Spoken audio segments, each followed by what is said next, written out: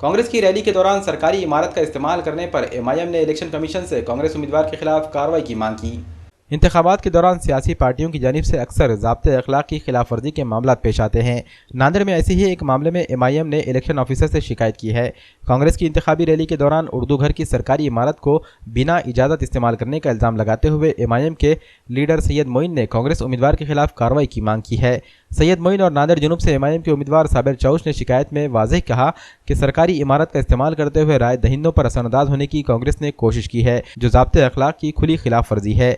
ऐसे में उम्मीदवार के खिलाफ कार्रवाई की जाए। इलेक्शन ऑफिसर ने एमआईएम की शिकायत ले ली है, लेकिन अभी तक कोई केस दर्ज नहीं किया है। उर्दू घर के अंदर कांग्रेस के लोगों ने एक रैली रखे थे और रैली के जो लोग हैं उनको उर्दू घर के अंदर जमा किए। उन्होंने गेट खोल के पूरी तरीके से हमने निवडणूक अधिकारी को उसकी पूरी वीडियो फोटोआँ और साथ में तकरार दी है हमने। उन्होंने आके स्पॉट पे आके पानी भी किया। उन्होंने बोले आपकी तकरार दो, हम उनके ऊपर गुनाह दाखिल करेंगे, कार्रवाई करेंगे।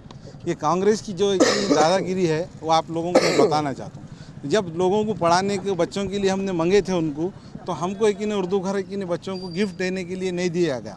अब है कि नहीं खोल के ये कैसा है ना दादागिरी करके खोल के ये करे।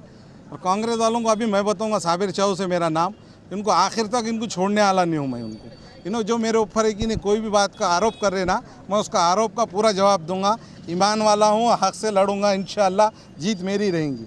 आज उर्दू घर के अंदर जो कांग्रेस ने रैली रखी थी, जो कांग्रेस के कार्यकर्ताओं को वहाँ पर जमा किया गया था, तो उस वजह से हमने यहाँ पर रिटर्निंग ऑफिसर के पास एक कंप्लेंट दर्ज कराई साबिर चौश की एक एप्लीकेशन की बुनियाद पर।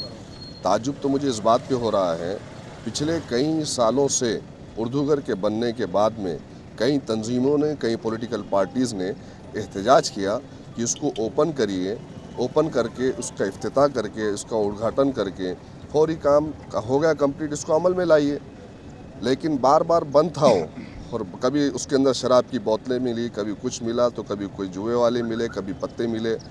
आज देखने में आया है कि जैसे असेंबली के इंतखाबात शुरू हुए तो फौरी तौर पर कांग्रेस का एक जमघटा वहाँ पर नज़र आता है, वहाँ पर तमाम लोग नज़र आते हैं।